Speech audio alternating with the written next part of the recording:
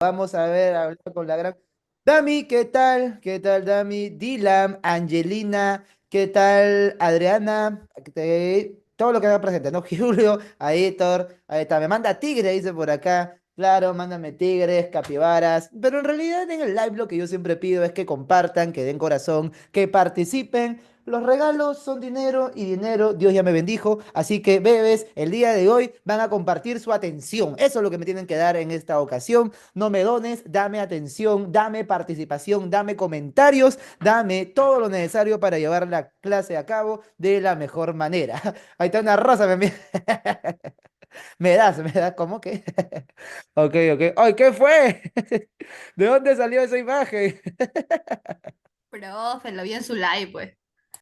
Ok, ok, Noelia, ahí Ah, está. Bueno, ahí soy Pedro Muñante, creador de contenido. Aquí soy el buenos profe días, Pedro. profe, buenos días. Buenos Acá es días, ¿qué profe. tal? ¿Cómo estás? Bien, entonces, Bien. gente, vamos pues ya a comenzar la clase del día de hoy. Clase que al igual que la semana pasada, niños, es bastante extensa. Ya porque, valgan verdades, tenemos que hablar de toda la filosofía del siglo XIX. ¿Ya? Entonces, tengan mucho cuidado, gente, porque valgan verdades, aquí son como que cuatro temas, bien, que tenemos que resumir. La semana pasada también estuvo denso y el día de hoy también voy a requerir de toda su concentración para que puedan entender y entender bien. ¿Bien? Ok, ok. Ya, entonces, Profito, ¿cómo acá trae café conversando con Muñante? Dice por acá. Y sí, exacto. Bien. Mateo, no, yo no juego nada, yo converso con la gente. No, no necesito mostrar jueguitos. Cuando hago live solamente mi presencia basta para que las personas vengan a mí. Ya, ahora sí, vamos a ir sacando el ejercicio que tenía propuesto para el día de hoy. Bien. Que no es tanto diapo, sino pues es más que nada ir escribiendo como si tuviésemos una especie de pizarrita acá a la mano. ¿Ya? Así que necesito pues que se ponga en orden, que como siempre saquen su cuadernito, porque vamos a arrancar. Y bien, chicos, a ver, recapitulando dónde nos hemos quedado la semana anterior, la semana pasada. Estuvimos viendo lo que era filosofía moderna. Entonces, íbamos a hablar al respecto del racionalismo, del empirismo, todo esto pues que ya hemos visto, que hemos tomado de referencia, ¿ya? Ahora, ¿qué tenemos que hacer, niños, el día de hoy? Ya, lo que tenemos que hacer es identificar cuáles son las tesis centrales de la filosofía del siglo XIX. Porque, a ver, vamos a poner por aquí, en la época moderna, que ya hemos visto la semana anterior, la semana pasada, el hombre dejó atrás ese pensamiento teocéntrico, ¿sí o no ves? Habíamos pasado pues hacia un pensamiento antropocéntrico, esto es fruto del humanismo, del renacimiento, ustedes lo recuerdan, yo sé que tú lo sabes, mi amor, pero ya ese antropocentrismo llega incluso al punto de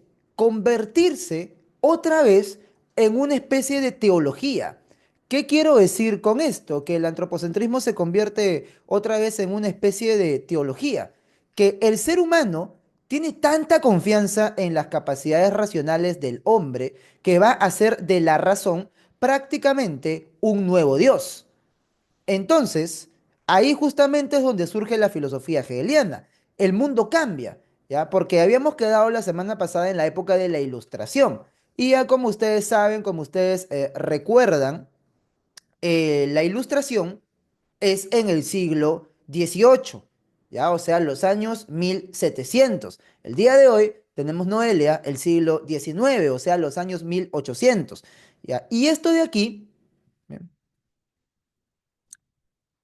tiene que ver con esa tesis fundamental que viene de la Ilustración. Y yo les había comentado, niños bonitos, les había comentado que en la Ilustración aparece una nueva forma de ver el tiempo, ¿ya? Una nueva forma de ver el tiempo que es diferente a la de los griegos. Porque recuerden, miren, por acá está, ¿ya? Los griegos tenían una forma de ver el tiempo cíclica. Ese es el eterno retorno, que más adelante vamos a ver que Nietzsche lo recupera. Sin embargo, Angelina, Dami, Adriana, Flavio, los cristianos traen la forma de ver el tiempo lineal, así hacia adelante. ¿Ya? Y esta forma de ver el tiempo lineal, así hacia adelante, es bien, pero bien cristiana, porque implica incluso el fin de los tiempos, un periodo de tribulación tras el cual la humanidad va a estar en paz y en armonía para toda la vida. Acá estamos tristes, viene el juicio final, el apocalipsis, y luego somos felices. A esto le vamos a llamar escatología. Es una característica fundamental del cristianismo, el pensamiento escatológico, la creencia en el fin de los tiempos. ¿Ya? Esto es entonces los griegos, esto es Grecia, el tiempo cíclico, esto es el cristianismo, la escatología y el tiempo hacia adelante. Y la ilustración, niños, trae otra manera de ver el tiempo. ¿Cuál es esa otra forma? Es la siguiente. El tiempo no solamente es una línea hacia adelante, sino también es una línea hacia arriba, cosa que la resultante de estos dos vectores va a ser una diagonal, ¿no? Básico de física. Entonces, una diagonal, una escalera, vamos a ponerle acá. Claro, yo sé que no es así, pero ya, bueno, directamente en forma de escalera para que vean la noción que aparece en esta época. Es la noción de progreso, ¿ya? Y justamente la ilustración es aquella etapa en el siglo anterior al XIX del siglo XVIII, que nos dice que la humanidad progresa. Claro, que ahora somos superiores a esos medievales, a esos oscurantistas que habían en el pasado. Y claro, esto de llamarle época medieval, época oscurantista, este de llorar, "Oh, 1000 años atrasó la ciencia, se atrasó la ciencia 1000 años", eso es propaganda ilustrada. ¿Ya? Profe, es verdad. Entonces, bacán, ¿no? Estás con los ilustrados. Profe, dudo. Ah, entonces eres crítico con la ilustración.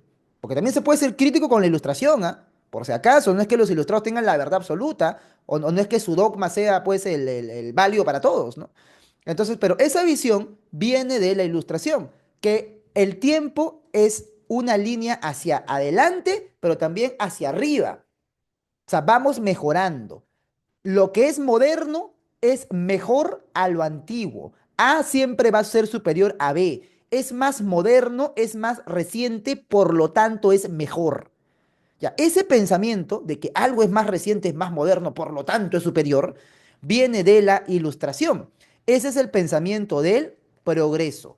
Y el siglo XIX va a estar embebido de esta idea de progreso. Porque valgan verdades, tienen un motivo para creer en el progreso.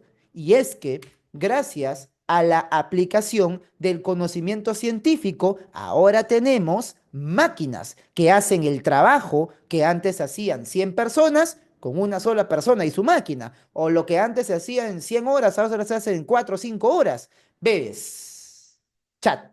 ¿Cómo se le dice a ese proceso histórico por el cual la humanidad aplica la ciencia para crear tecnología? La edad de las máquinas. Excelente, Aitor Agles. Lo pueden ver bien acá en la diapositiva que estamos hablando de la revolución industrial.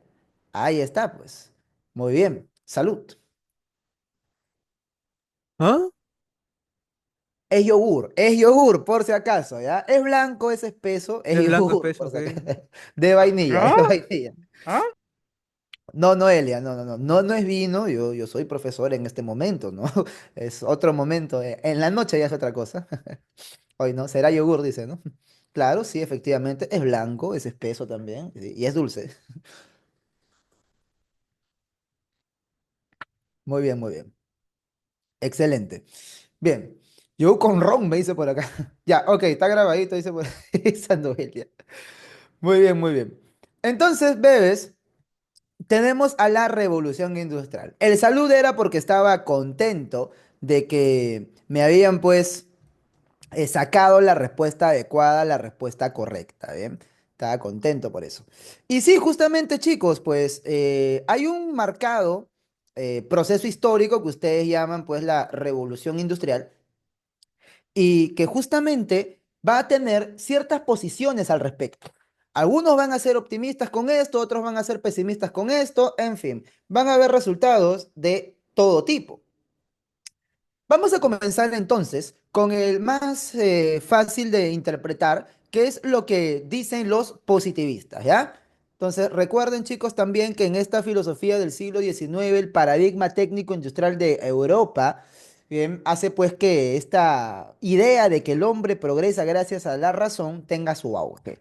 Ahora, arrancamos chicos con la primera postura, que es el llamado posi-posi, positivismo. El positivismo tiene una característica fundamental y esa es el cientificismo. Chicos, hay que tener las cosas claras. No hay que confundir la ciencia con el cientificismo. O sea, un científico, Angelina, puede que incluso no sea cientificista. ¿Ya? Y aquí hay justamente, Flavio, que aclarar muchas cuestiones. Claro, muy bien. Ser cientificista es creer que la ciencia es el saber supremo. Cualquier manual que tengas, pues te va a decir esto, ¿no? Cualquier libro está esto. La ciencia es el saber supremo. Y hay una metáfora que yo utilizo bastante que me permite ejemplificar claramente esto, Adriana, y es que no es lo mismo el fandom que el artista.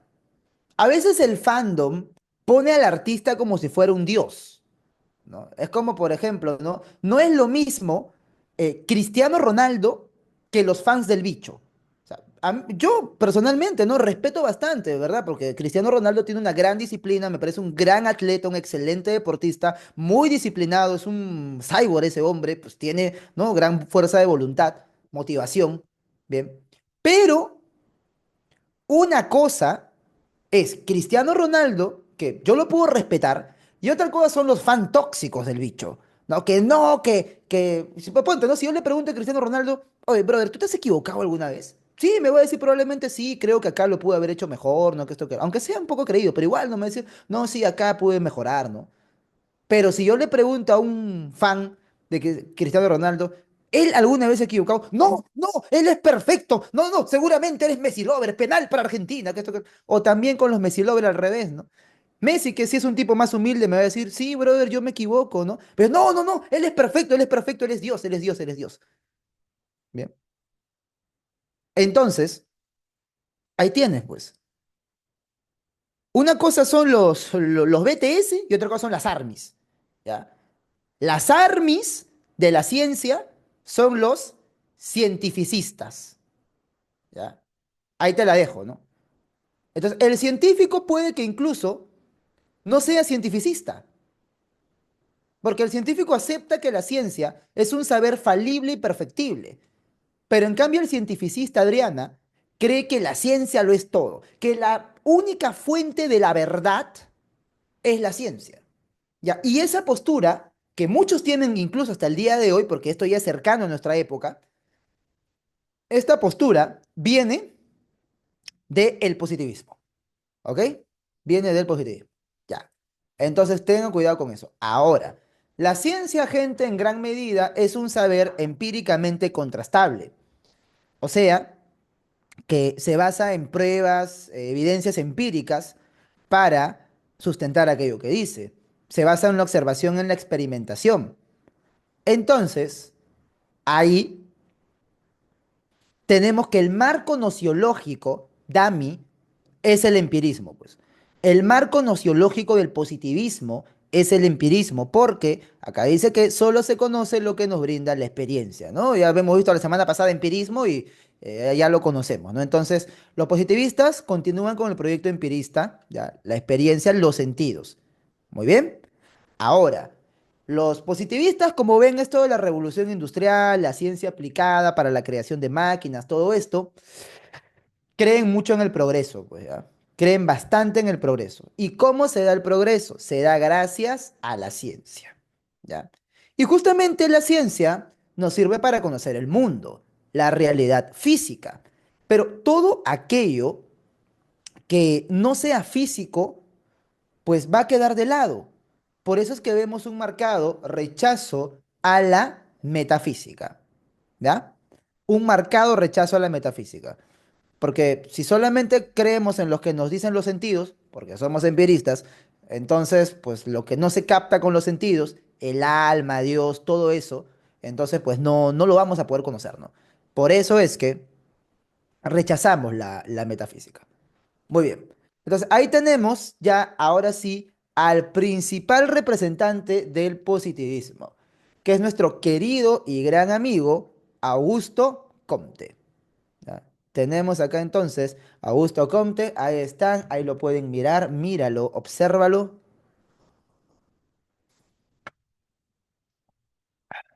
Y ahora sí, vamos a ver qué es lo que él cree. Miren, para comenzar, el proyecto comtiano es un proyecto esencialmente político, aunque no parezca.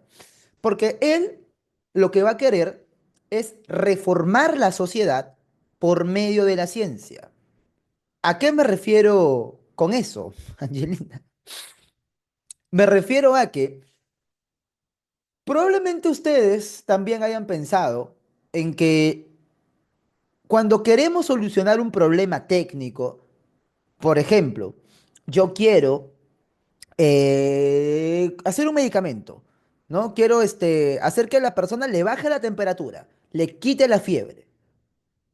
Pues para eso traigo al químico, traigo al biólogo y traigo al médico, para que chambeen juntos y me creen un medicamento, una pastilla, ¿no? Típica del médico, receta paracetamol. Ok, crean eso, ¿no? Ese paracetamol, llamado paracetamol. Y hemos utilizado a la ciencia para resolver un problema, ¿ya? Hemos utilizado a la ciencia para resolver un problema. Sin embargo, cuando tenemos un problema de la sociedad, llamamos a los políticos. ¿Y los políticos quiénes suelen ser en esta época? Suelen ser literatos, suelen ser abogados, suelen ser doctores también, que pues están formados para otra cosa. Bacán si escribes bonito, si hablas bonito, pero eso no te hace capaz para dirigir una sociedad, pues. Entonces, lo que propone nuestro amigo Comte es que haya una ciencia que nos permita dirigir y organizar a la sociedad. Miren, así como es que la física, por ejemplo, se encarga de describir, explicar, predecir y controlar el movimiento de los cuerpos, la física sirve, ¿no? Para controlar el movimiento de los cuerpos, predecirlo, calcularlo y aplicar para creaciones en beneficio de la humanidad. También deberíamos tener una física, pero que sea física social, que nos permita predecir, explicar y controlar el movimiento o el desarrollo de las sociedades y de esa manera organizarnos mejor. Entonces, la ciencia que funda Augusto Comte es la sociología, con el objetivo de tener el mismo impacto que tiene la física para controlar los cuerpos, balas de cañón, por ejemplo, ¿no? Que se aplica a física, morteros, ¿no? Ya, todo lo que sabemos que hace la física, pero para la sociedad. Por eso se le llama física social, física social. Y esto es la sociología, la creación de Augusto Comte, con el objetivo, como les digo, de controlar la sociedad. Ahora, esta física social va a dividirse, como la física también lo hace, en estática y dinámica. Dinámica implica movimiento, cambio. Y el cambio que se da en las sociedades es de índole progresivo. ¿Ya? O sea, hay un cambio progresivo. Existe entonces un progreso. ¿Ya? A eso justamente vamos a llamarle dinámica social. Y ahí es donde aparece la famosa ley de los tres estadios. ¿Ya? La ley de los tres estadios. Estadios, un profe una vez me dijo, Pedro, es estadios, no estadio. Ah, bueno, ya estadio.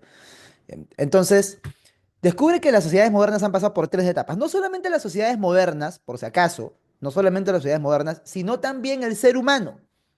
Comte dice, así como el hombre pasa por la infancia, la adolescencia y llega a la adultez, la madurez, porque después de la adolescencia es donde viene tu, ¿no? tu etapa de madurez, donde tienes tu mayor fortaleza física y psicológica, también la humanidad va a pasar por lo mismo. Entonces, todas estas etapas valgan verdades y no se me confunda, ¿va? Son necesarias. Ya. Capaz, no sé, pues dónde habrás aprendido antes, ¿no? Capaz en otra academia, ¿no? Capaz tu profe era hater de la religión y decía, ¿cómo te ha demostrado que la religión es una porquería que nunca debió existir, maldita religión? No, mi amorcito, lee bien a Comte, ¿ah? Si eres profesorcito que estudió educación, bueno, pues ya quizás no leíste, pero lo que hemos llevado a la carrera de filosofía, hemos leído todos los libros, ¿ya? Ahora, Comte dice que el estadio teológico religioso sí es necesario. Sí es necesario, como la infancia lo es. Está ahí directamente en el libro. Es como la infancia. Es un periodo en el que, obvio, no nos vamos a quedar, ya, no nos vamos a quedar, pero es el inicio. Es necesario que la humanidad haya transitado por una etapa teológica o religiosa. También se le puede llamar así, ficticia, ¿ya? Estadio teológico, religioso o ficticio, donde se recurren a los dioses o fuerzas externas. ¿Ya, gente? Acá me dicen comentarios, ¿no, profe? Mi profesor de la religión. Por ejemplo, yo no soy creyente, yo no soy cristiano, ¿no? No, pero tampoco soy sonso, por no decir otra palabra, de llegar al punto de que mis ideas personales terminen deformando los conceptos y maleducando o educando mal a los alumnos. Porque eso de que mis ideas o creencias personales deformen los conceptos es hacer que los alumnos desconozcan. Y el desconocimiento es ignorancia. Y si tanto tú te quejas de que la religión promueve ignorancia, pero tu odio a la religión haces que deformen los conceptos para que tus alumnos se equivoquen, entonces discúlpame, pero eres peor que el más rancio de los curas. Claro, profe, tergiversan la información para que esté a su conveniencia, de acuerdo a su pensamiento. Claro, Es exacto. terrible. Entonces, bueno, ya, ahí lo voy a dejar, ¿no? Obviamente eso aquí no pasa, eso pasa pues en otros lugares. Muy bien, hay que ser objetivo, claro. Entonces, Comte sí decía que la religión era necesaria, ¿ok? Muy bien. Al inicio, al inicio. Ahora, pero luego aparece una modificación disolvente. En el libro dice, ¿no? Luego viene la modificación disolvente. ¿Qué es eso? O sea, una variación de la propia religión que va a terminar por derruirla, que va a terminar por sacarla del centro. Esa es la filosofía. ¿Ya? Esa es la filosofía. La filosofía es la superación, como es una línea hacia arriba y progreso, la superación del estadio metafísico o abstracto. Eso dice Comte, ¿no? Ya, profe, yo le creo, no le creo, ese es tu problema, pero eso dice Comte. Entonces, el estadio metafísico o abstracto lo que hace es recurrir a explicaciones especulativas, teóricas, esencias, básicamente. Pero dice Conte que no es muy diferente a la religión incluso. Esta es la adolescencia de la humanidad. Y la etapa madura, como dice directamente en el libro, el régimen definitivo de la razón humana, eso dice, esa es la frase, el régimen definitivo de la razón humana es el estadio positivo o científico. En este estadio se recurre a la observación, la experimentación y la comparación. Sobre todo observación y experimentación. Y claro, como dice por acá Adrianita, se recurre al método científico. Entonces, para Comte, este es el estadio al que hay que llegar. ¿Ya? Este es el estadio al que hay que llegar. Y justamente podemos trazar acá una comparación bien rápida. Porque durante la época del cristianismo, durante la época medieval, sí hay una fuente de verdad y de valores. Fuente de verdad y de valores. O sea, que te dice qué es lo verdadero, qué es lo que existe y también cómo comportarte. Fuente de verdad y de valores. Solamente que en la época medieval, la época para los curitas, ¿no? Va a ser Dios, aquella fuente de verdad y de valores medieval. Acá va a ser este Diosito. Y en la época del positivismo va a ser la ciencia. Pues, o sea, si te das cuenta, estás reemplazando a Dios. ¿Con quién estás reemplazando a Dios? Lo estás reemplazando con la ciencia. ¿Ya? El lugar que antes ocupaba Dios, como la fuente de la verdad, la fuente de los valores, ahora lo va a tener la ciencia. ¿Ya? Y por eso justamente se habla pues de un catecismo positivista. O sea, así le llama Comte a una de sus obras, porque esa es la nueva religión de la humanidad. Así que Comte, el que te dice que la ciencia es el saber supremo, su propuesta era esa, construir una nueva religión de la humanidad. Profe, pero ¿cómo que religión? Si la ciencia es opuesta a la religión. Escúchame. La palabra religión viene del latín religare, religare. Re, otra vez, volver, ligare, unir. ¿Volver a unir qué? El hombre con sus creencias, con aquello en lo que cree. Entonces, la religión de la humanidad ya no va a poner a Dios ahí como la fuente de verdad y de valores, sino que ahora va a poner a la ciencia. ¿Ya? Y esto es lo que ocurre. Muy bien. Religar. Ligar es unir. Bien, ligar así. Conectar, conectar así. Muy bien. Entonces, ahí lo tenemos. ¿Ya, Dylan? Bien. Esto es entonces lo que tienen que saber, lo que tienen que recordar de nuestro querido amigo Augusto Comte. Ah, y su frase, ¿no? Su frase que se organiza la sociedad mediante orden y progreso. Ya, esa es la frase, pues, de Comte que está en la bandera de Brasil. Orden y progreso. Muy bien. Ahora sí, seguimos. Vamos a ver, vamos a ver. Ya, ¿y qué viene en este momento? En este momento viene el idealismo alemán en el siglo XIX. Básicamente, Adriana, Hegel. Mira la cara de Hegel. Ahí está Hegel siendo Hegel. A ver, profe, ¿qué hay que saber de este señor? Dice, el favorito. Sabes que Dios te ha abandonado cuando el profe tiene que explicarte Hegel. Ya, acá sí necesito de toda la concentración de la que seas capaz. ¿Ya? Necesito de esto porque vamos a dibujar así acá a modo de pizarrita, ¿ya? Profe, yo sufrí. Me dice, profe. Y claro, mira, y acá no tenemos, porque a veces hay, ¿no? Una clase para Hegel con Comte y otra clase para Marx con Nietzsche, pero acá son los cuatro en uno. Así que, vamos, vamos, lo puntual, lo puntual. Bien, muy bien. Ahora sí, continuamos. Tenemos pues entonces a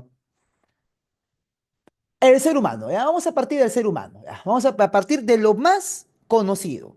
El ser humano, cómo es visto e interpretado durante la época de la Ilustración. Mira, en la época de la Ilustración se dijo que la razón tiene que iluminar el camino del hombre. Entonces, la razón es una facultad que tienen todos los seres humanos. Ahí está. Cada uno tiene su propia racionalidad. Tú tienes tu racionalidad, yo tengo mi racionalidad, cada uno tiene racionalidad.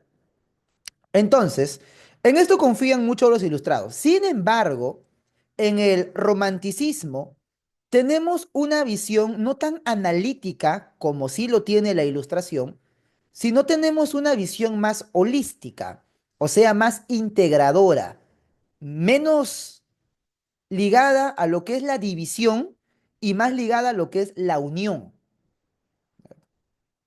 Entonces, ahí sí, en el romanticismo, vamos a ser un poco más holistas y de esta manera entonces vamos a ver que en Hegel la razón, la racionalidad, deja de ser, Adriana, una facultad exclusiva del ser humano y pasa a ser una fuerza que lo gobierna absolutamente todo en el universo.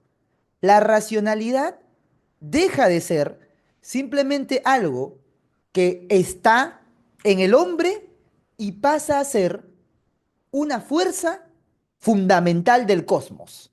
A esa fuerza fundamental del cosmos le vamos a llamar razón universal. Esta es la razón universal.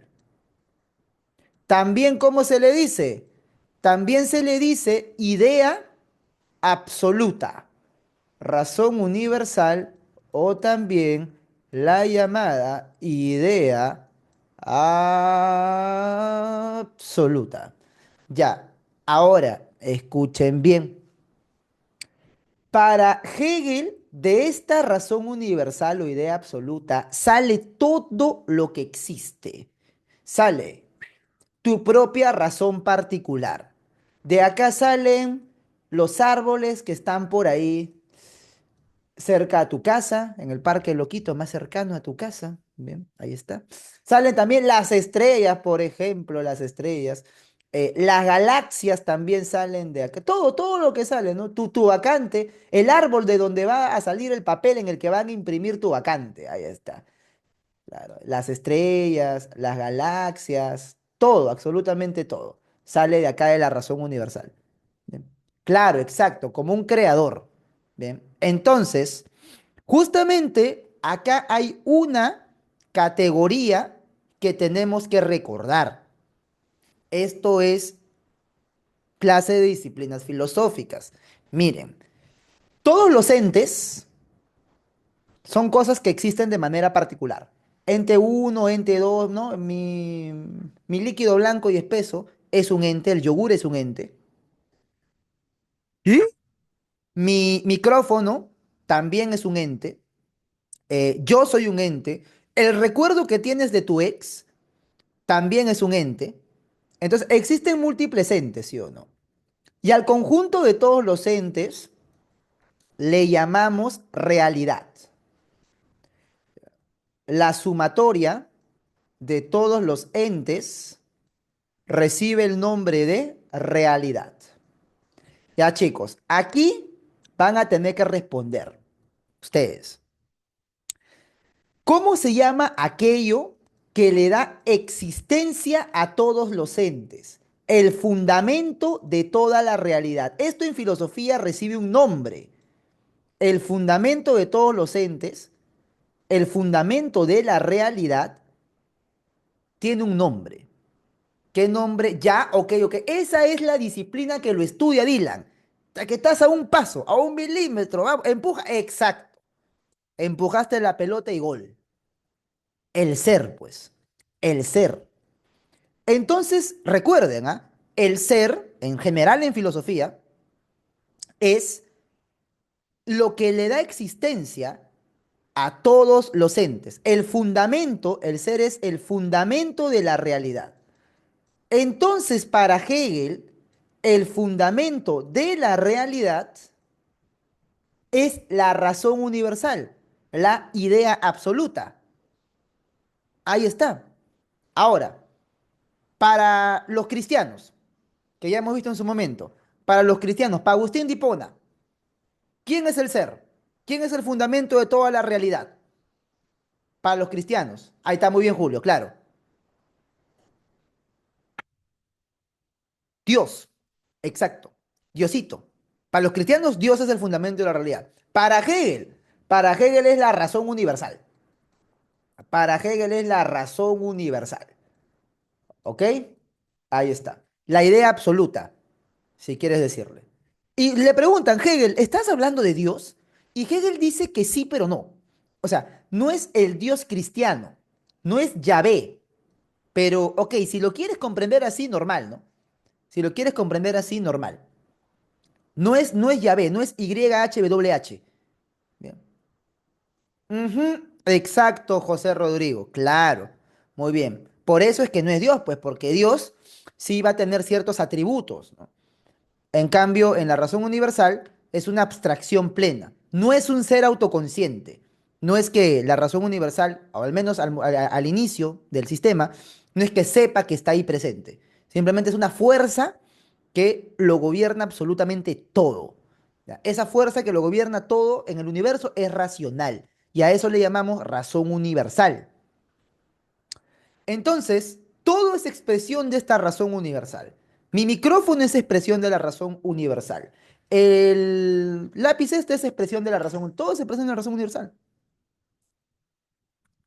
Y por eso es que decimos que aquí encontramos un panlogismo. ¿Ya? ¿Qué es esto de acá? De panlogismo. Todo es razón, todo es racional, ¿ya? Logos es razón. Recuerda, yo les he explicado 50 veces la palabra logos. Significa estudio, tratado, palabra en tanto palabra razonada, racionalidad, razón. Entonces, pan significa todo. Muy bien, Dylan. No hace referencia al pan tostado, no hace referencia al todo. Y logo significa razón. Entonces, todo, y acá está justamente la frase, todo lo real es racional y todo lo racional es real. ¿Ok? Todo es expresión de Dios, y acá es Dios entre comillas, porque no es Yahvé. Este Dios es la razón universal. Todo tiene su razón de ser. Como dicen coloquialmente las personas, chicos, todo pasa por algo. Todo tiene una razón de ser. Absolutamente todo. Hasta el evento más insignificativo, significativo, hasta el ser más deleznable que puedas ver. Por ejemplo, quizás tú dices, no, pero que esto que el otro, las arañas son una basura, las arañas no sirven para nada, ¿no? Deben morir todas las arañas, por si le tienes miedo a las arañas, ¿no? Eh, pero claro, o sea, cumplen una función en el ecosistema, ¿ya? Cumplen una función, los mosquitos también, todo ser tiene una función en el ecosistema, ¿bien? Y claro, claro, José, o sea, dice que Dios es la manera que tiene la religión para llamarle a lo absoluto. O sea, Dios es lo absoluto existe, ¿ok? ¿Cómo tú le llames? Si eres religioso, le vas a llamar Dios. Si eres filósofo, le vas a llamar razón universal. Pero no es específicamente la forma en la que él lo comprende. Ya, no es específicamente la forma en la que él lo comprende. Él explica a Dios de manera conceptual, no Pero de hablan de manera lo mismo, profe. representacional. Esa es la diferencia. Bien. Oye, y esa es una buena pregunta, claro, esa es una buena pregunta, porque al final de cuentas estamos hablando de lo absoluto. ¿Ya? Y eso absoluto puede recibir múltiples denominaciones y podemos acceder a ello de múltiples maneras. Pero la manera que tiene el cristianismo, que es poniéndole cara, poniéndole nombre, llamándole Yahvé, es una manera, pero no es la más completa. Por eso que el Dios que él te presenta, la razón universal, es más completo, porque es conceptual la manera en la que tú accedes a eso. Su comprensión varía. Ahí está. Entonces, está muy bien. Ahí ya sale para profundizar, pues. Entonces, aquí tenemos que todo lo real es racional y todo lo racional es real. ¿Bien? Todo, absolutamente todo, pasa por algo. Y hablando de que todo pasa por algo. Chisme, pues, como me dijeron hace rato, ¿no? Ha pasado una funa acá ahora último, ¿no? Con un creador de contenido que se autodenomina el influencer número uno. Que justamente yo, de manera bastante puntual, entré a su video y no me estaba mechando, lo aclaro por eso, no me estaba peleando ni discutiendo.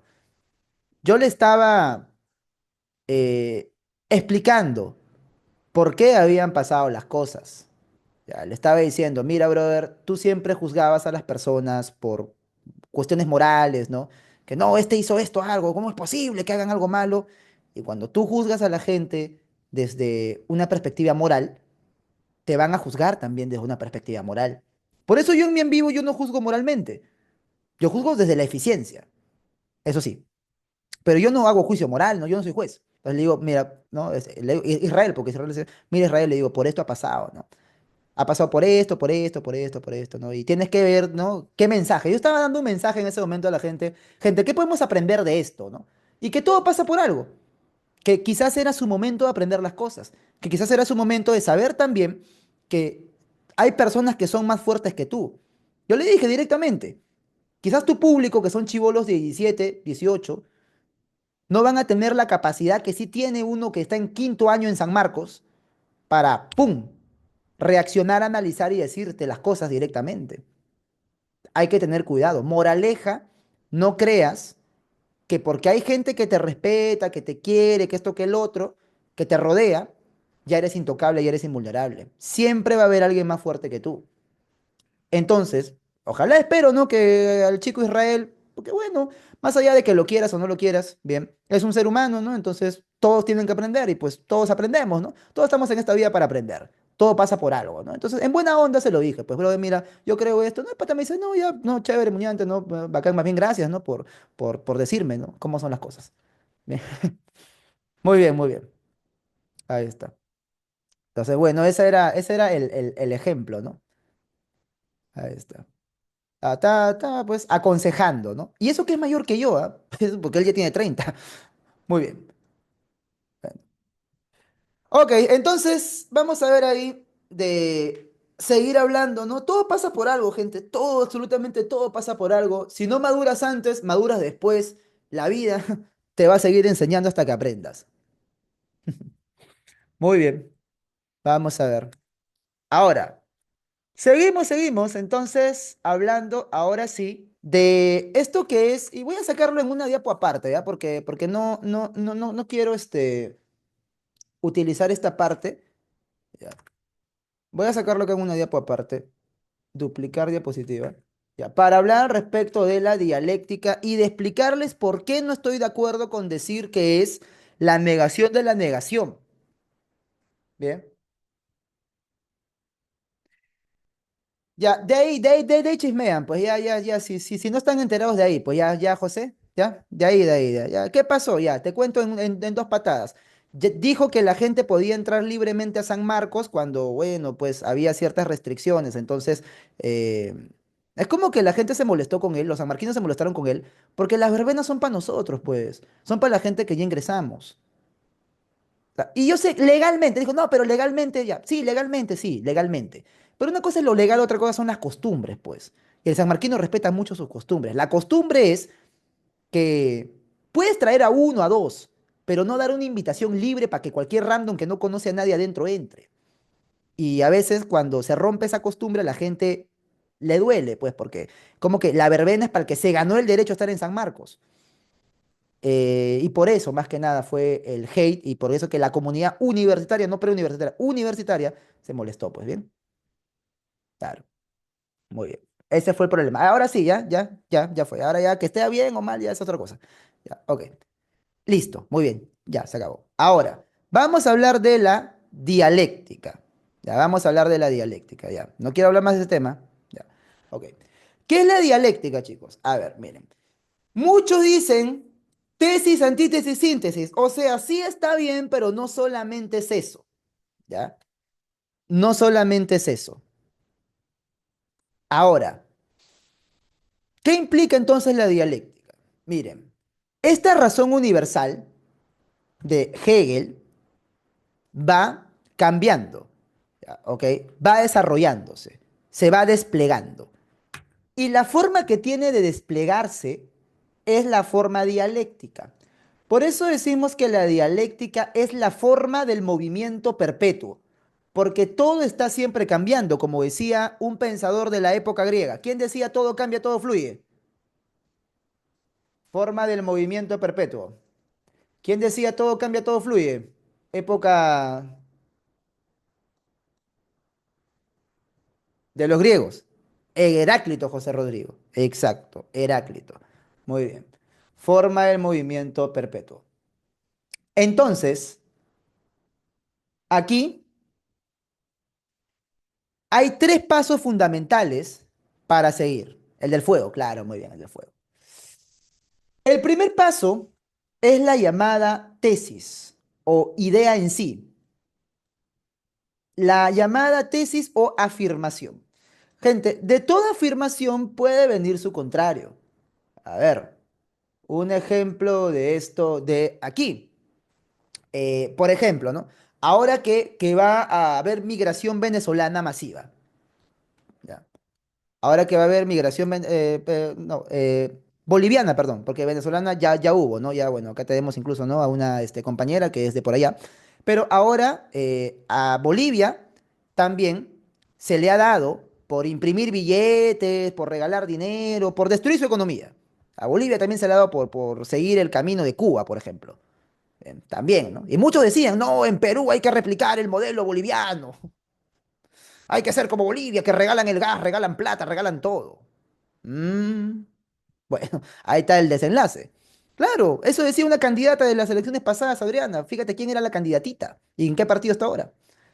Entonces, claro, algunos van a decir, no hay que aceptar ningún boliviano. ¿Bien? No hay que aceptar ningún boliviano. Tesis, afirmación. Y otros van a decir que vengan todos los bolivianos que quieran venir. Eso es la negación. ¿Cómo se le llama la negación? ¿Qué nombre recibe la negación? Antítesis o antítesis. Entonces, una es afirmación y otro es negación. La idea contraria. ¿Ya? Negación. Claro, muy bien. Ahora, en esto va a haber una contraposición y esta contraposición va a ser superable. Va a ser superable mediante qué? Claro, mediante el tercer paso. ¿Cuál es el tercer paso? La síntesis. ¿Y qué cosa es la síntesis? Justamente aquí algunos dicen negación de la negación. No estoy del todo de acuerdo. O no sin una aclaración. ¿Por qué? Chicos, lógica básica. Tengo A. ¿Qué es lo contrario a A? ¿Qué es lo contrario a A? En una afirmación, ¿qué sería lo contrario a A? ¿B? No, no, no. Ajá, muy bien. No, C tampoco. Lo contrario es negación de A. ¿Se dan cuenta, no? Porque B sería otra afirmación. Es como decir, ¿qué es lo contrario a decir que Pedro está vivo? No es decir Pedro es hombre. Es decir, Pedro no está vivo. Es negación, claro. Exacto, es negación. Entonces es A y negación de A. Tesis y antítesis. Pero Flavio, si yo digo que la síntesis es negación de A, y exacto, Aitor, muy bien, negación de negación es otra vez afirmación. Y es regresar a A, obvio, sí o no. Claro. Por eso yo que digo que no es negación de la negación. Tiene que ser algo que supere y contenga a ambos a la vez. Ahora sí, algo que sea diferente a A y no A. Algo que sea diferente, Flavio, a A y no A. Ahora sí que ya sea, escuchen, primero en lógica. Doble A, no, no. Ya. Algo que sea diferente a A y no A. B, exacto, Dylan. Claro. Diferente a A y no A sería B. Y esto a su vez se presenta como una afirmación. ¿Y qué tiene que aparecer? ¿Qué tiene? Ah, exacto. Negación de B. Su antítesis, pues, sería lo contrario, negación de B. Ya, y para superar la contradicción, porque acá hay una contradicción entre B y no B, ¿qué tiene que aparecer? Aitor, claro. Otra negación no, porque sería regresar a B. Entonces sería C. Y luego de acá, negación de C. Y luego que sale D. Y así sucesivamente. Mira, mi amor, ¿qué ves en esta flecha? ¿Qué forma del tiempo ves en esta flecha? ¿Qué forma del tiempo ves en esta flecha? Vamos, corona, corona. Exacto. El progreso. Claro. Esto es el progreso, pues. Que justamente es la forma en la que se despliega la razón universal. Entonces, por eso cuando yo digo síntesis, y ahora sí regresando acá al tema, cuando yo digo síntesis, no digo negación de la negación, digo reunión o unión, si quieres decirle, superación. Reunión o superación. Reunión o superación. Que contiene a ambos y a su vez lo supera. Ejemplo, profesor. Que no entre ningún boliviano a Perú. Que entren todos los bolivianos a Perú. Tesis y antítesis. Síntesis sería, a ver, que entren bolivianos con cierto control. Los que demuestren que son personas de bien, que no tengan antecedentes penales, que tengan buen comportamiento, que demuestren haber sido personas de bien, miembros constructivos de su comunidad, vamos, que no sean pues pirañas maleantes, ¿no? Que no sean lacra, como decimos acá, ¿no? Los que se portan bien, ¿no? Los que cumplen con su deber cívico. Ya. Ajá, claro. Esa sería la síntesis, ¿no? Algo que contiene a ambos y a su vez lo supera. En la academia, afirmación sería, no, solamente con letras voy a ingresar. Números, ¿para qué? Solo letras. Monse, ¿ves? Negación, el otro Monse. No, solamente con números y ciencias, solamente números para ingresar. Otro Gil. Viene un cachimbo que ya está en San Marcos, que sí tiene derecho a ir a la verbena, y dice, hijito, para ingresar es letras y números, ¿ya? Para que maximices tus probabilidades de ingresos. ¿Ya? Eso sería la síntesis, pues, ¿no? Y así sucesivamente. Muy bien, muy bien, muy bien. Entonces, ya que hemos visto esto, hay que ver que esta forma de movimiento de la razón universal, si te das cuenta, es así progresiva, se aplica ¿a dónde? Se aplica a la historia. ¿Ya? Esta forma de movimiento se aplica a la historia. Acá te das cuenta, pues se mueve y va sacando algo nuevo, nuevo, nuevo y va progresando. Entonces, en la historia tenemos una relación de proporcionalidad directa entre la libertad y la racionalidad. El hombre, a mayor racionalidad, mayor libertad. ¿Ya? Recuerden eso. A mayor racionalidad, mayor libertad. ¿Por qué? Porque, por ejemplo, una piedra es un cuerpo inerte. No tiene conciencia alguna y pues no tiene libertad alguna.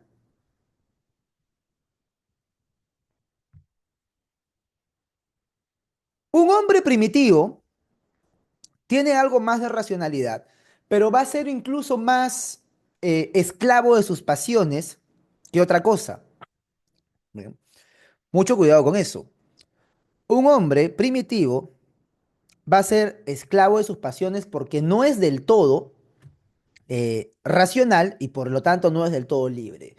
En Grecia, miren, aparece la filosofía, racionalidad, y aparece la democracia, libertad. Uy, se cumple el esquema. Relación directa, proporcionalmente directa entre racionalidad y libertad. Si uno sube, el otro también. La ilustración, más todavía. Porque dice Hegel que en la ilustración ya no es como en Grecia, que habían esclavos todavía, sino todos son libres. Y es el pueblo de la iluminación a través de la razón. Más todavía. Entonces, aparece el hombre alemán del siglo XIX. Y ese para Hegel es el máximo desarrollo de la racionalidad y por lo tanto de la libertad. Y Hegel pregunta, ¿y de los alemanes del siglo XIX, quién es el más racional? El que ha hecho que comprendamos racionalmente a la razón universal. O sea, yo, Hegel. Soy el más racional de los del pueblo más racional y el más libre del pueblo más libre, pues. Bien humilde el Hegel, ¿no? Bien, bien, bien, bien humilde. Y bueno, en realidad sí, pues los alemanes son bien nacionalistas, dicho sea de paso, ¿no? Esto fundamenta el nacionalismo alemán también. Porque, bueno, chicos, también valgan verdades, ¿no, Adriana? Después de los griegos, los alemanes son los que más ciencia y filosofía, sobre todo, han desarrollado. El país científicamente más avanzado fue Alemania durante mucho tiempo. Han hecho un montón de filosofía. Entonces, bueno, algo de orgulloso podían tener, ¿no? Si tú que eres peruano, o bueno, acá también hay, en general, latinoamericano, te enorgulleces de cosas que son nimias, ¿no? Mi ceviche, mi ceviche.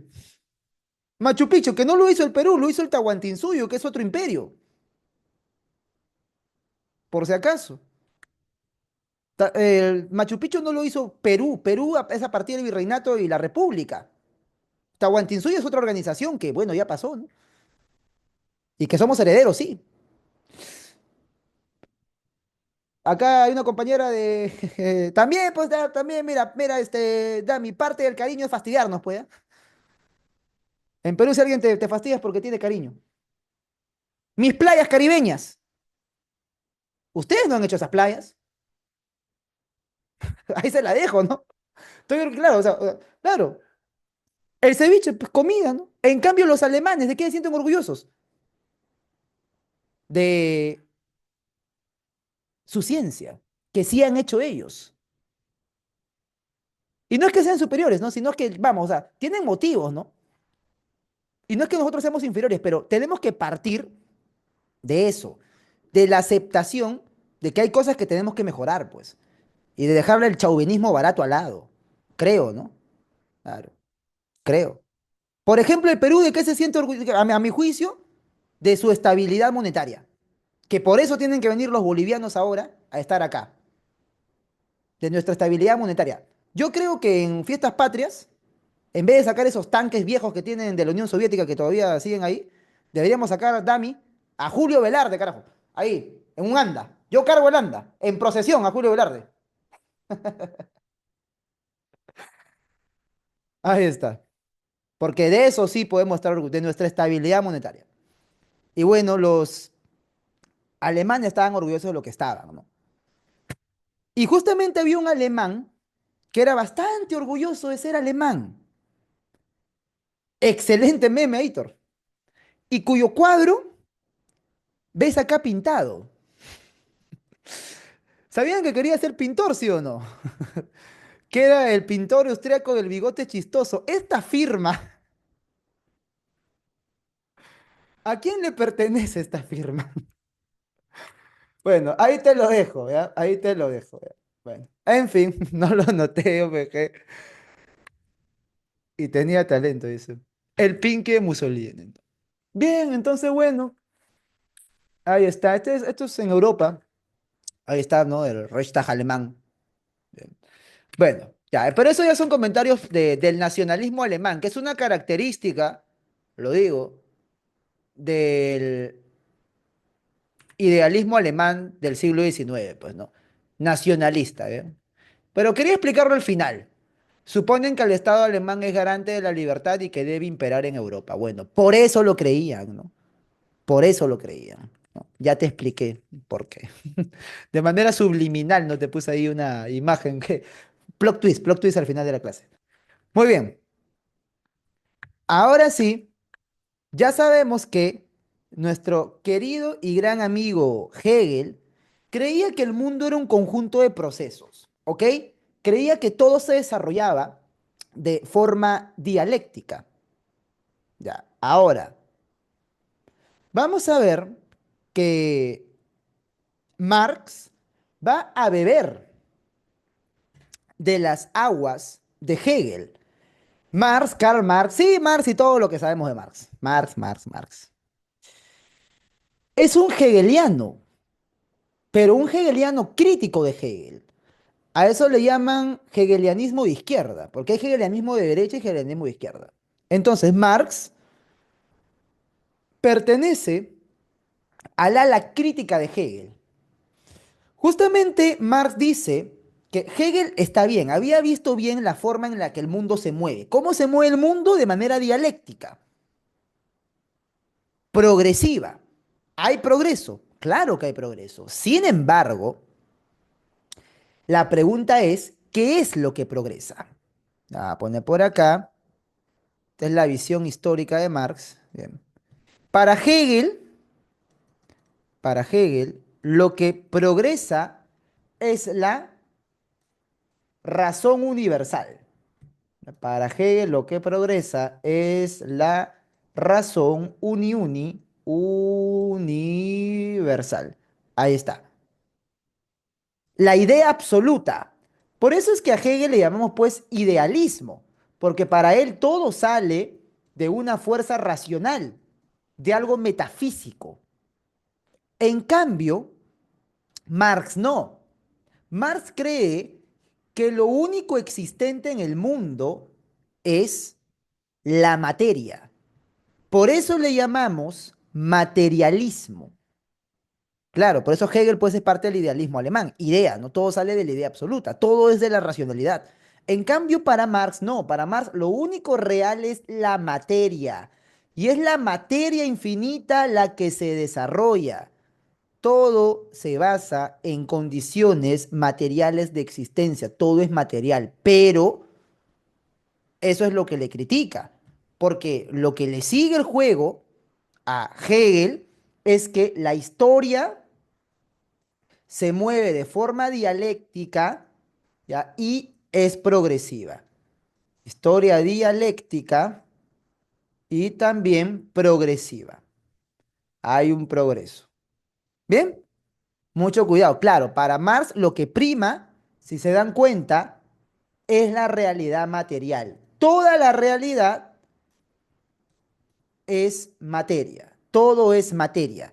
Bebes, y si estamos hablando de qué es lo que constituye la realidad, entonces, ¿qué disciplina estamos viendo acá? Si es que estamos hablando de todo lo que constituye la realidad. ¿Qué disciplina es aquella disciplina que te habla de qué es lo real? Vamos, ¿qué disciplina es aquella disciplina que te habla de qué es lo real? El fundamento de la realidad. Para Marx, el fundamento de la realidad es la materia. Lo habíamos dicho. Vamos. ¿Ya? ¿Se te secó el cerebro? ¿Mucho? ¿Nada? ¿No?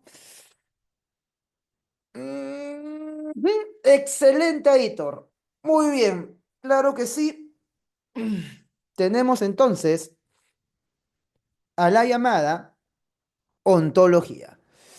Claro, o sea, para Marx el ser es la materia, pues lo único que existe es la materia. Por eso es que a los marxistas les encanta dividir el mundo entre materialismo e idealismo.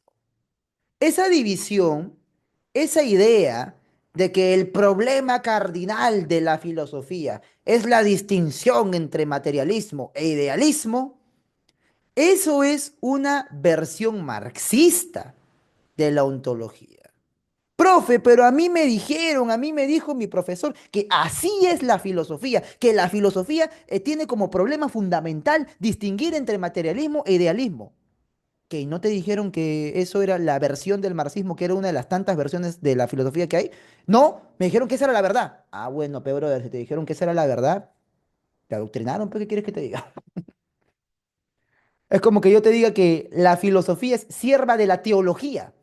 Así es para Agustín de Hipona, ¿no? No, pero así es, pero te estoy adoctrinando, pues, ¿no?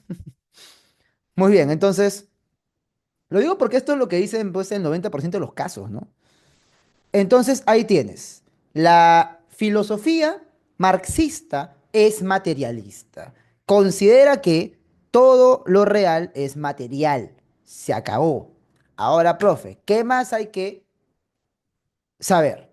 Que el marxismo como tal busca transformar la realidad mediante la violencia revolucionaria. O sea, tiene un carácter práctico, tiene un carácter de clase, ¿ya? Y esto es fundamental que entendamos también, ¿ya?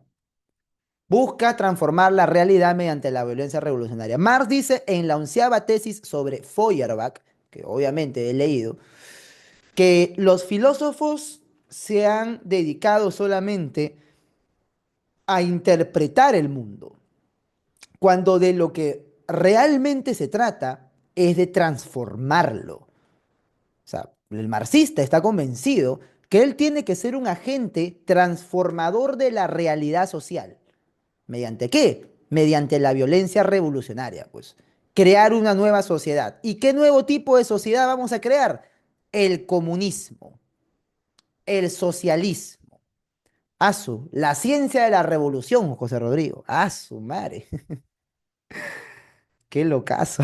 Ya bueno, sí, ¿no? Eso es lo que definen los marxistas, ¿no? No, sí, sí, está bien, está bien, está bien. Buena, buena definición rápida, ¿no? Entonces, claro, ahí es, o como lo digo, ¿no? Concepción del mundo que busca transformar la realidad mediante la violencia revolucionaria. Ahí está. Claro. Y justamente, ¿no? La Unión Soviética, Julio, que sucede justamente por allá por Rusia. Ahora, ¿qué es lo que hay que saber, amigo Julio, sobre esto? Mira, para comenzar, hay que hablar del materialismo histórico, ¿ya? El materialismo histórico es aquella corriente que nos analiza cómo es que la sociedad tiene como base fundamental a lo económico. Ya, vamos a ver, vamos a ver. Obviamente, chicos, quienes me conocen saben que yo no soy marxista, pero por cuestión de curiosidad me gusta leerlo, ¿no? Me gusta leer porque, bueno, pues de acá sacan mucho sus ideas. Muy antistas. Bien, entonces, vamos a poner por acá. Ya miren. Imagínense, chicos, a la sociedad como un edificio. Todo depende de que las bases del edificio estén sólidas. Si yo puedo construir 20 pisos o solo 3, dependerá de los cimientos que tenga. Entonces, para Marx, los cimientos de la sociedad van a estar en la llamada estructura. La estructura es lo que se conoce como el ser social del hombre, determinado por las relaciones, papi, las relaciones sociales de producción. ¿Ya? Claro, muy bien. Relaciones sociales de producción. ¿Y qué es esto, profe, de las relaciones sociales de producción? Como todo es materia, entonces el hombre necesita medios materiales para poder sobrevivir. Comida, ropa. Esos medios materiales responden a sus necesidades que él tiene, ¿ya? Y estas necesidades van a ser cubiertas mediante la organización para trabajar, para el trabajo. Y esas relaciones sociales van a servir para producir. Y gente, existe una ciencia que se encarga de estudiar cómo es que las personas se relacionan para producir bienes y servicios con el objetivo de satisfacer necesidades. Hablen. Producir bienes y servicios para satisfacer necesidades. José, ya lo mencionó, claro.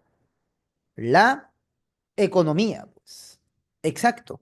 Entonces, esta estructura está directamente relacionada con la economía, Angelina. Muy bien. Y esto de la economía hace referencia al ser social del hombre. ¿Ya? Economía, a poner por acá, este es el ser social. Entonces dependerá de sus condiciones materiales de existencia, de su ser social, la conciencia que vaya a tener el hombre. Entonces, para los marxistas, es el ser social lo que determina la conciencia. El ser social es lo que determina la conciencia. Claro, entonces es la economía lo que va a determinar las relaciones culturales y políticas que tenga una sociedad. A poner por acá la cultura, la política. Cultura y también política. O sea, profe, ¿cómo así? O sea, por ejemplo, el arte, la religión, el arte, la religión, la ciencia, las leyes, derecho, todo esto de acá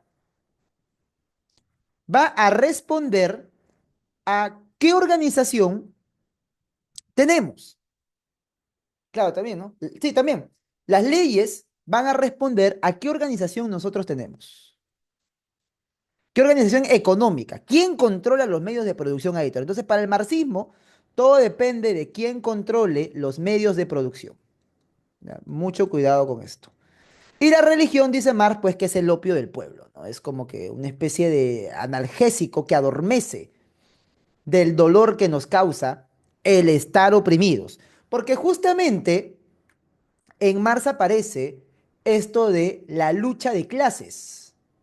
¿Ya? Y justamente la lucha de clases, desde la perspectiva marxista, es el verdadero motor de la historia. ¿Ya? Lucha de clases. el motor de la historia. Y aquí va a haber un conflicto, un enfrentamiento, lucha de clases, entre oprimidos y opresores.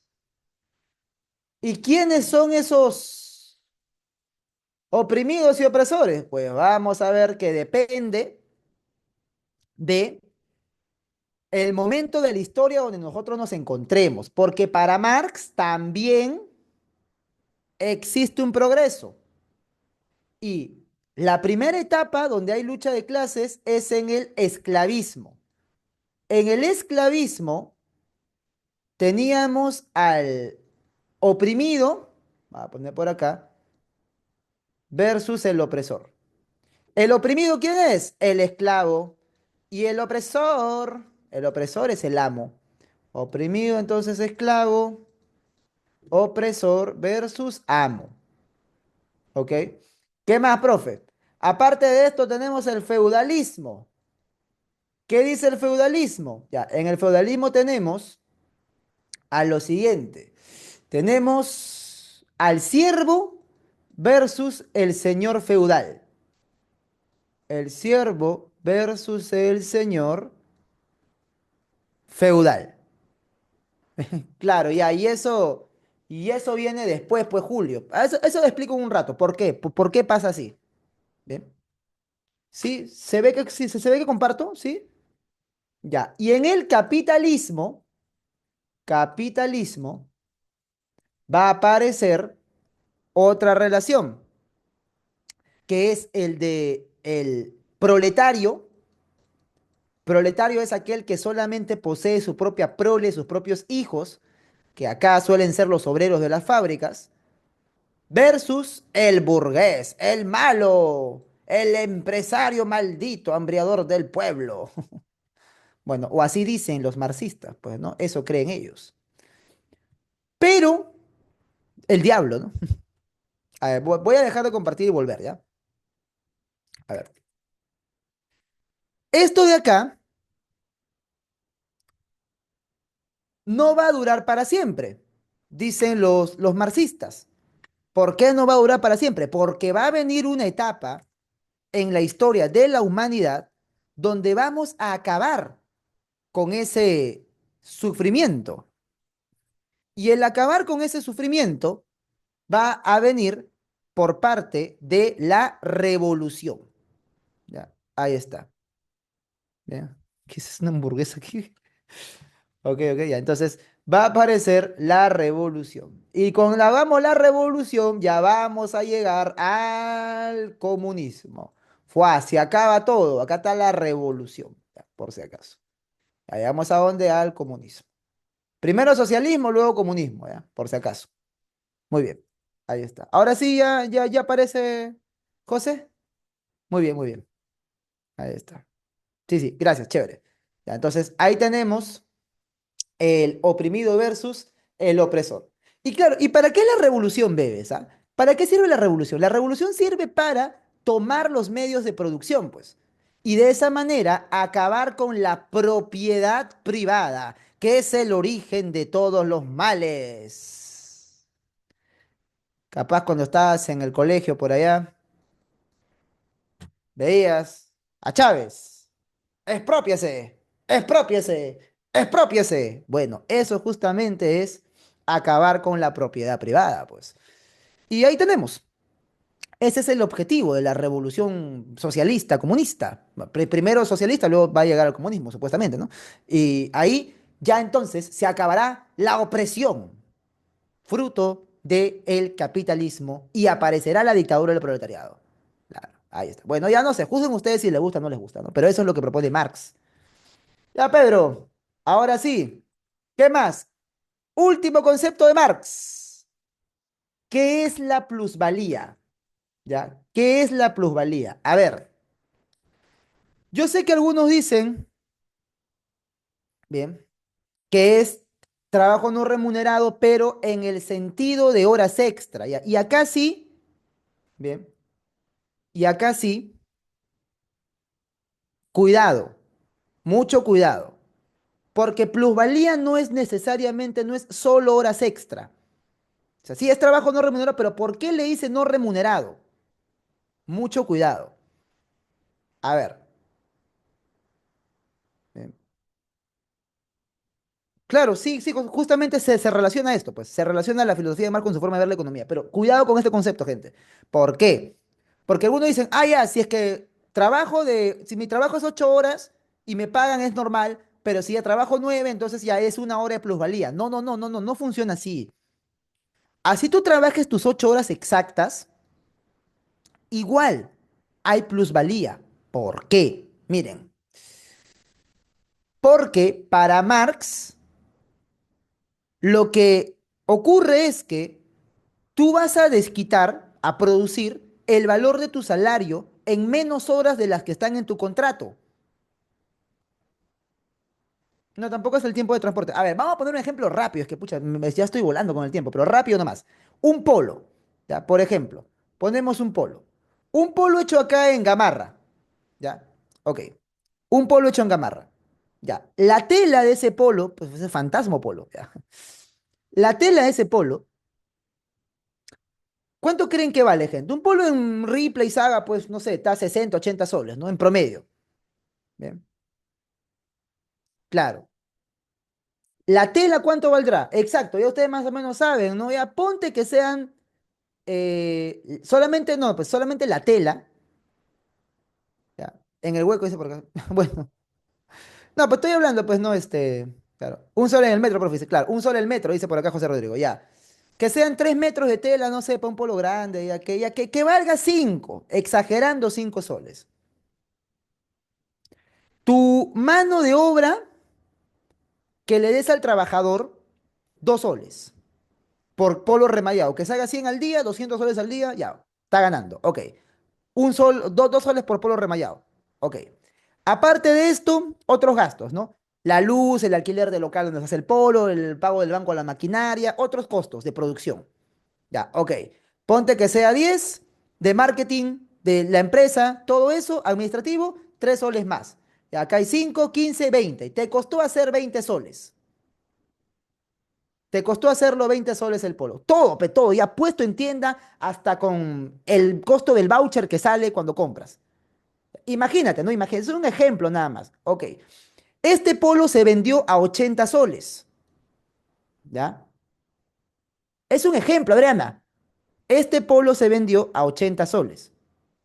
La ganancia es 60. ¿Ok? Pero justamente esto que tú llamas ganancia, para Marx es la plusvalía, la utilidad. Claro.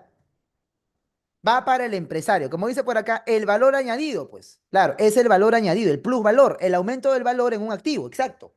Entonces, este polo no vale 20 soles, no vale su costo de producción, vale 80, porque la gente está dispuesta a pagar 80, vale 80. Pero al obrero, ¿cuánto le diste? 2. Entonces, para Marx, al obrero tú debiste haberle dado 62, que es su tiempo de trabajo más la ganancia. ¿Me entiendes? Porque si tú te quedas con la ganancia, siendo empresario, entonces estás robándole, pues, al trabajador, al obrero. Por eso dice Marx que los burgueses son solamente parásitos, porque se roban. Entonces, para Marx, ¿no? El burgués, el empresario está sentado en su yate ahí pensando, mientras los obreros como esclavos están trabajando para enriquecer al maldito capitalista. Porque es el obrero el que hace el trabajo, ¿no? Claro, con su látigo, ahí está, Dami, bien gráfica, ¿no? Psh. Bueno, y a ellos no les gusta ese látigo, ¿no?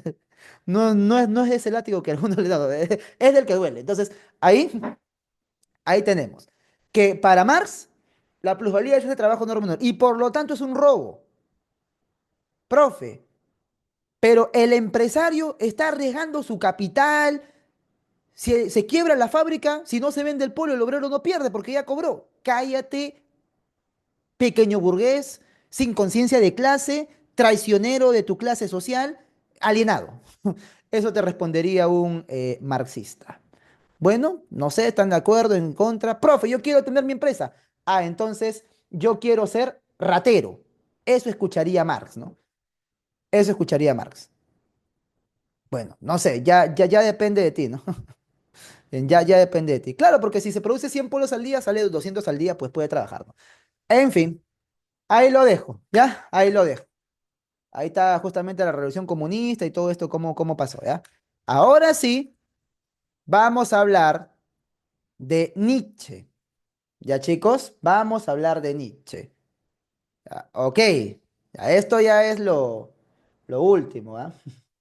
Ya, vamos a ver los conceptos que nos han pedido de Nietzsche. A ver, ¿qué hay que saber de él? Él es parte, José Rodrigo Adrianita, parte de lo que llamamos el voluntarismo, ¿ya? También está Schopenhauer, ¿ok? Pero Nietzsche se opone a la idea de progreso, ¿ok? Eso es algo que debemos de tener bien, pero bien en cuenta. Nietzsche no cree que exista el progreso y justamente él dice que los seres humanos a partir de Platón se han olvidado que tienen una fuerza irracional dentro de ellos.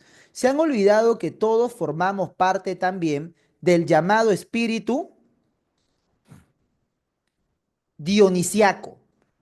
El espíritu dionisiaco es aquel que representa el desorden, el caos, la desmesura, el instinto. Si quieres decirle, aquí lo apolíneo es lo racional.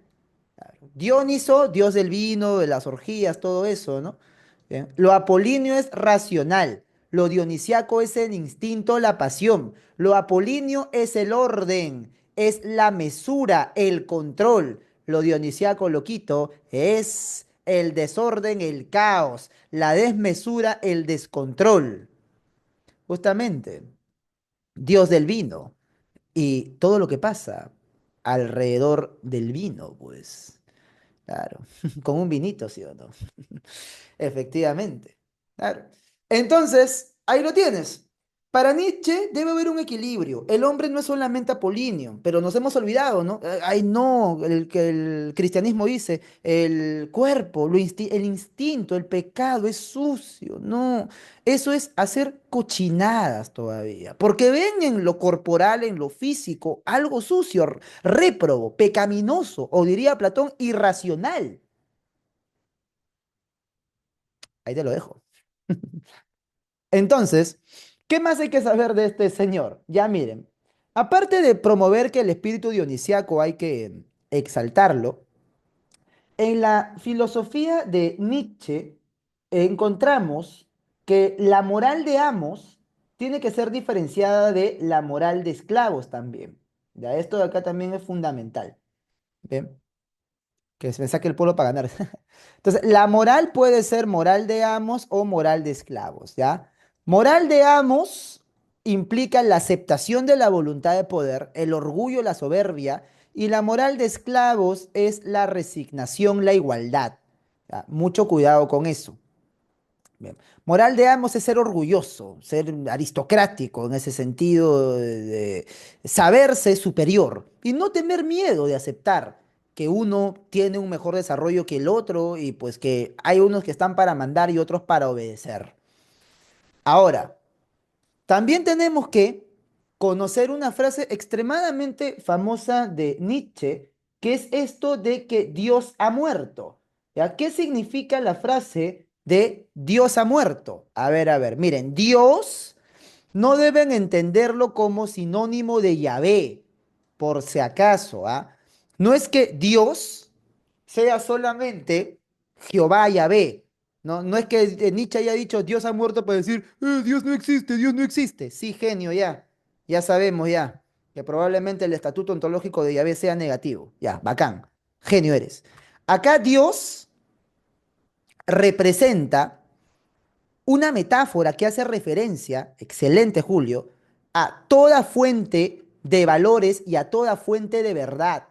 Justamente la humanidad reemplazó a Dios, pues. Hace rato lo estaba diciendo.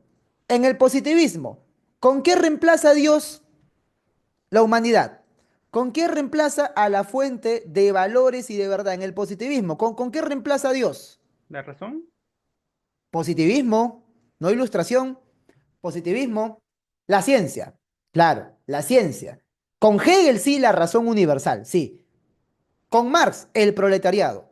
Entonces la humanidad ha tenido reemplazos para el Dios cristiano. La humanidad lo que ha hecho es crearse sus propios dioses, pero ya ni siquiera en esos propios dioses cree. Que Dios ha muerto significa que no hay un mundo metafísico, no hay metafísica, no hay nada trascendente, no hay nada más allá. Ha puesto dos tildes. No hay nada más allá, no tenemos un horizonte de sentido. Entonces, acá Dios no es solamente Yahvé, o sea, sí también, pero es cualquier fuente de valores y de sentido que ya no está. Entonces, como no tenemos esto, nada que nos diga qué es la verdad, nada que nos diga qué sentido tiene nuestra vida, el hombre moderno es nihilista, Dylan. El hombre moderno ha caído en el nihilismo. ¿Qué significa nihilismo? La palabra nihilismo viene del latín nihil, que significa nada. El nihilismo podría ser un nadismo, si quieres decirle. O sea, el hombre moderno no cree en nada.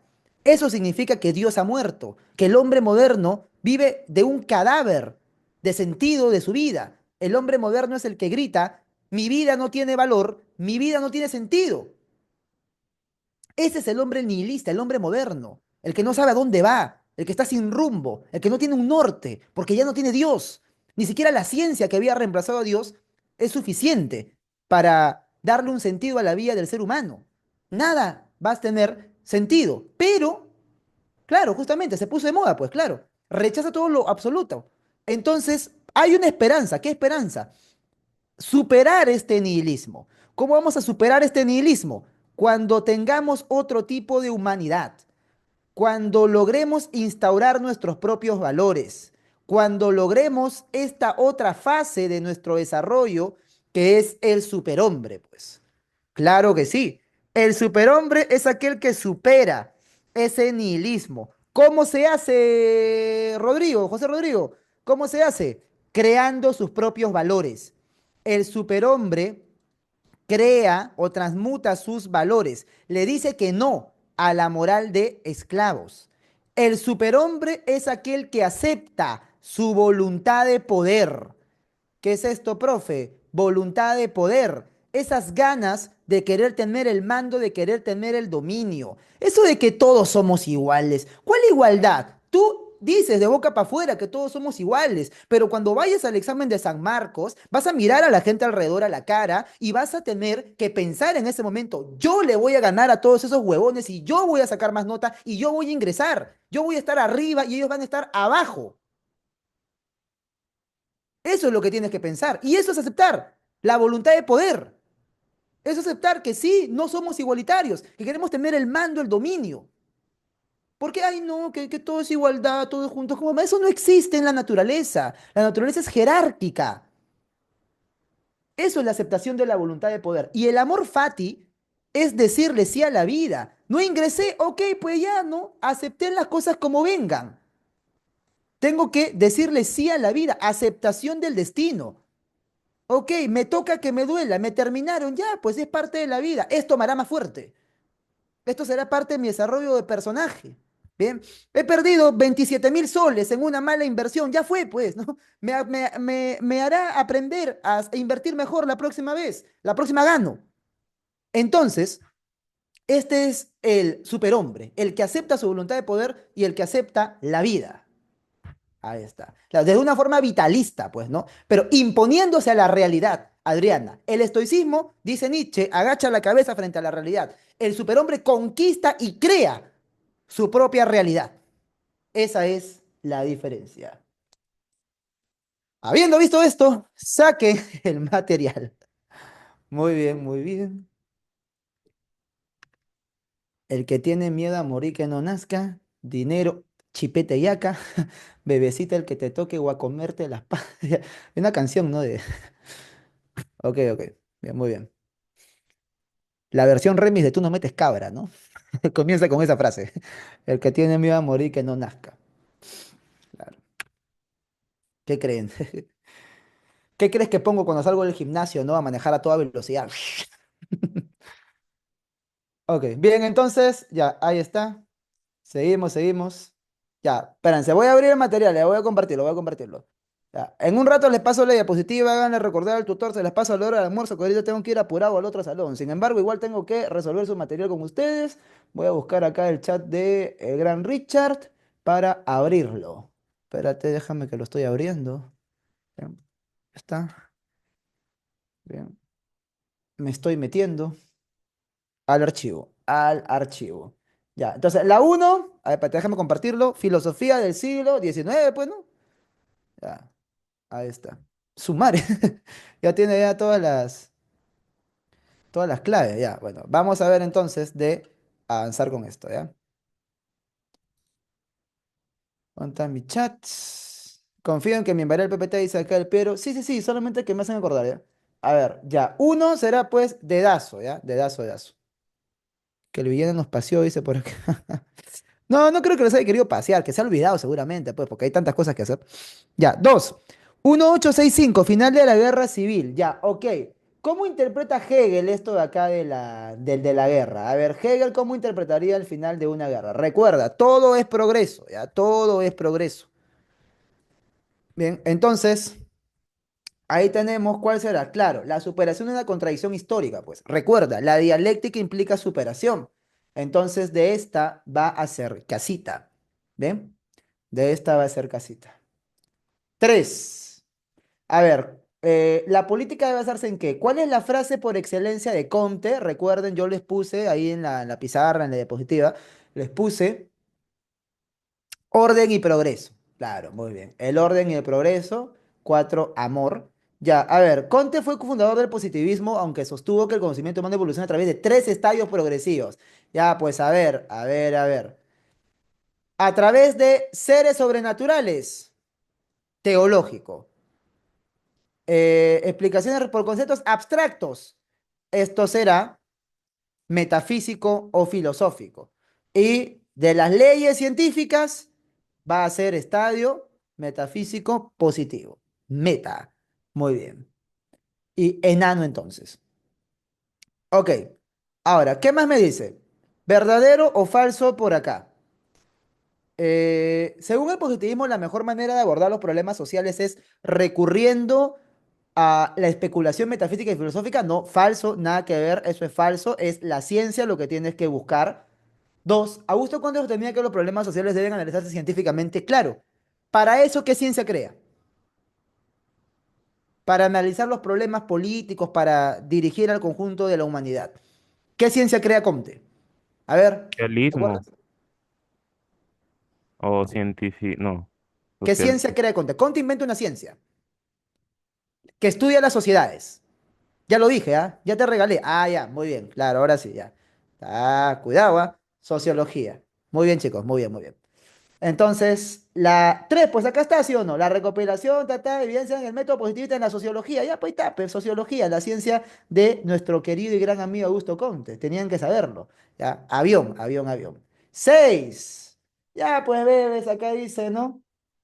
El positivismo surgió como una corriente que enfatiza la importancia, está dice el material menos mal, el conocimiento válido debe basarse en la ciencia. Ahí está, 6 amor, muy bien, amorchito. 7, a ver, no juegues con fuego, ¿ah? ¿Cuál de los siguientes ejemplos reflejan el concepto del progreso según el positivismo? A ver, ¿qué es el progreso por acá? Les dije. A ver, creación de mitos ancestrales para explicar fenómenos naturales. No porque esa es la primera etapa de la humanidad. Entonces se va, pues. Desarrollo de vacunas para erradicar enfermedades infecciosas. Podría ser, podría ser. A ver. La aceptación de creencias espirituales, no porque armas biológicas, destrucción masiva. Ah, ya. Pero la ciencia, dicho sea de paso para Comte, tiene que ser bien utilizada. Y es otra verdad que no se dice así nomás. Comte decía, la mitad de la población debe dedicarse a las cuestiones técnicas industriales y la otra mitad de la población a ser guardianes de la moral. Porque si tú le das a la humanidad ciencia y no le das moral, van a terminar creando armas de destrucción masiva. Eso advirtió Comte. Hagamos ciencia, hagamos tecnología, pero cuidemos la moral.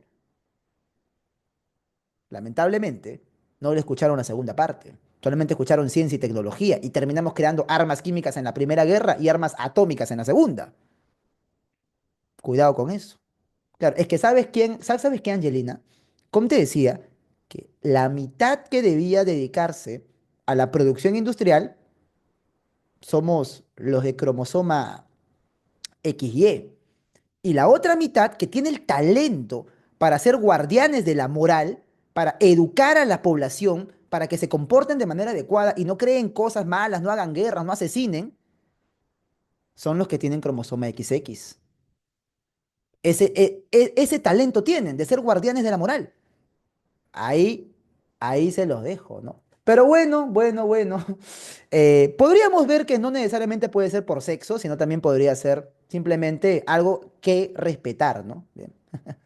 Algo que respetar nada más, ¿no? Bueno, entonces no es pues desarrollo de armas biológicas, sino desarrollo de vacunas para erradicar enfermedades infecciosas, ¿no? Beso. Ahí está el progreso, ¿bien? Muy bien. 8. A ver, ¿qué más tenemos en la 8? Ya, marxismo. Obviamente, pues marxismo siglo XIX. Más fácil esto no puede estar, ¿no? Está hiper fácil, loquito. La pregunta 8 está facilita, papi. La pregunta 8 te agrega Instagram, te da corazones a todas las historias. Muy bien. 9. A ver. eh, el sistema capitalista, claro, no es entre siervos y señores feudales, no es entre amos y esclavos, es entre burgueses y proletarios. Bien, entonces será enano. Muy bien. 10. A ver, lucha de clases. No, eso sería, la A es materialismo histórico. Lucha de clases, conflicto. Ahí está. Lucha de clases sería conflicto entre la burguesía y el proletariado. Muy bien. La lucha de clases es el verdadero motor de la historia. Es más, Marx decía, la violencia es partera de la historia. Entonces, uno con B. A ver, dos con qué va. Materialismo histórico, las relaciones de producción, dos con A. Y la tres, pues obviamente sería con esta que queda, ¿no? El beneficio. Bien, entonces, ¿cuál sería la clave? A ver, uno b 2 a 3 c. B a C, avión, ¿no? Ya, ok, avión, avión. Ya, muy bien, excelente. A ver, 11 indique cuáles de las siguientes afirmaciones son correctas respecto al enfoque crítico del marxismo. Sostiene que el sistema capitalista estaba basado en la explotación de la clase trabajadora, ¿cierto? Para Marx, ¿no? El burgués es explotador. El marxismo propone la preservación del capitalismo como forma de progreso económico, falso, ¿no? Lo critica, no lo quiere. El marxismo critica la acumulación de capital en manos de una minoría burguesa, claro, porque los medios de producción tienen que ser para todos, pues, según el marxismo, ¿no? El marxismo critica la lucha de clases, sí, efectivamente, entonces será uno 2 y 4. Uno 2 y 4. A ver, a ver, a ver, a ver. Espérate. A ver, no, no, no, no hay clave. A ver, espérate. No, uno 3 y 4, perdón, cara. 2 3 y 4. Ya, muy bien. 11A, está bien. 12. Nietzsche. El significado del dios Apolo, papi, que era lo apolíneo. Lo apolíneo no era el caos, ¿ah? Lo apolíneo es el orden, la mesura. Dionisiaco es el caos, ¿no? Ya cuando Muñante abre su vino en su stream, ¿no? A pasar a las 10 de la noche, que a esa hora ya no hay menores de edad dando vueltas en redes, ahí sí ya, pues, ¿no? Es dionisiaco, ¿no? Muy bien, entonces tenemos casa. Pero acá soy apolíneo. Orden, medida, racionalidad. Muy bien. 13. Nietzsche. ¿Qué fuerza me está preguntando por aquí, loquito? Me dice, una energía interior que te impulsa a superar tus propios límites. Bien, ¿cuál sería? Eso efectivamente es la voluntad de poder. Pues cuando estás cansado, estás con sueño y dices, no, pero yo no me voy a rendir, yo voy a ingresar, yo voy a cumplir mi meta, mi objetivo. Por más que no crean en mí, yo voy a cumplir mi objetivo. Voluntad de poder, pues. 14.